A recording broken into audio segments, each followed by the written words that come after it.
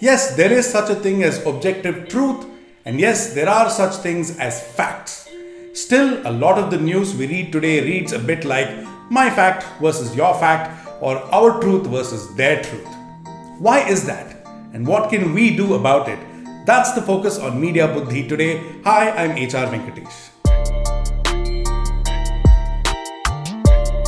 Now, I don't know if you've had this experience. You read something, it's from a credible source, a source that you can trust, and you believe it to be true. And then someone comes along and tells you that it is false. For every fact that we believe in, it seems there is someone always willing to say that we are wrong. Now, normally that would be okay, but now we live in a post-truth world. And indeed, it is a problem. In 2017, we heard the term alternative facts. But there is no such thing as alternative facts, just facts.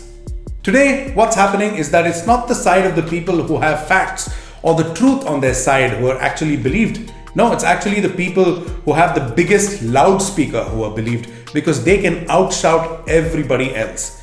Now, this loudspeaker can be anything. It can be a platform, a tech platform, someone with a large following. It can be a media company. It can be an organized bunch of people who believe in certain conspiracy theories. It can be a political party with a huge propaganda machine.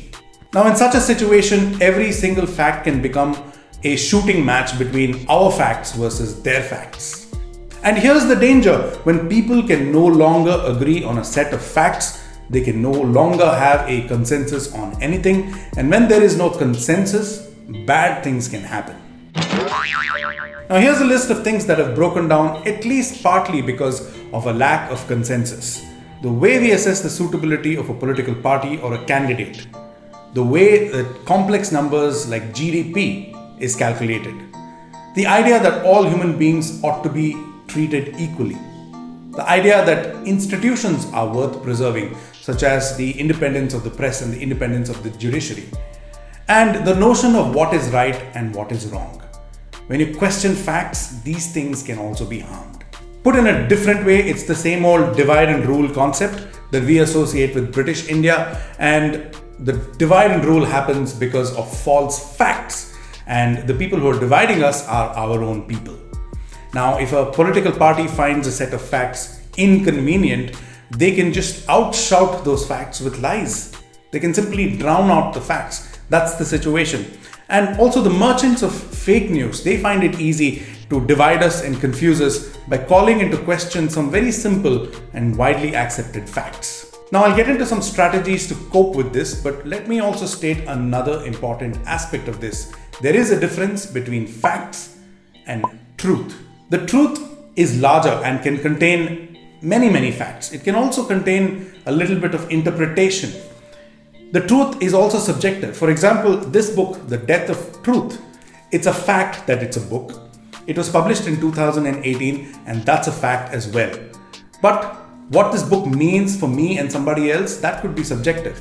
For me, for example, the truth of this book, The Death of Truth, is that it is one of the books to read in the post-truth era. And the whole idea that the truth can be subjective, it has something to do with a movement called postmodernism.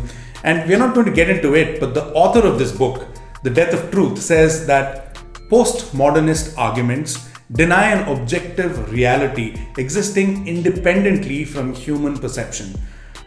That's another way of saying that truth can be subjective. Now, the title of this video is, yes, there is such a thing as objective truth. And if the truth, unlike facts, can be subjective, as I'm saying, how can it be objective?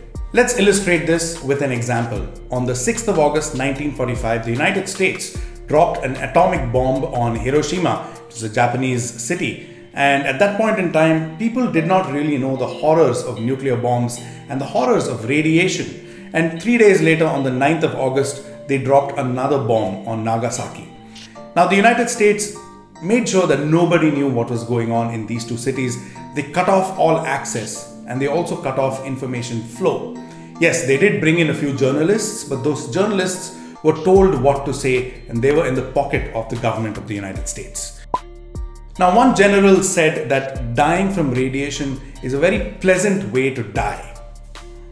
Nobody knew how horrific the cost of nuclear war was, That's the bottom line. And reporting at that point in time focused on the big picture, on the big numbers, and the numbers of buildings flattened and the number of acres flattened in Hiroshima and Nagasaki. Until, of course, this guy, a journalist called John Hersey, he sneaked into Hiroshima, and a year later, the New Yorker magazine published his words in a single issue about the terrible, terrible human cost of nuclear war. And probably it was the scoop of the century, or the expose of the century, and the story of how he got into Hiroshima and how the United States government tried its very best to suppress the truth about nuclear warfare is told in a gripping book. It's called Fallout. So what does this have to do with the idea of objective truth? The United States felt it was justified in dropping the bomb. To the generals and the president, it was a subjective truth.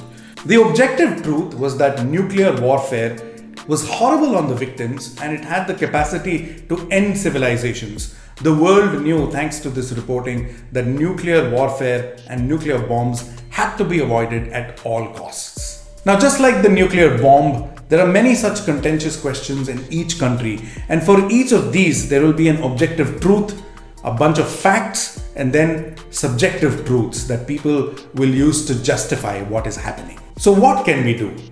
We've got to keep our eyes open, of course, but there are 3 strategies that we can employ. The first strategy is we must train ourselves to not fall for fake news. We must demand facts.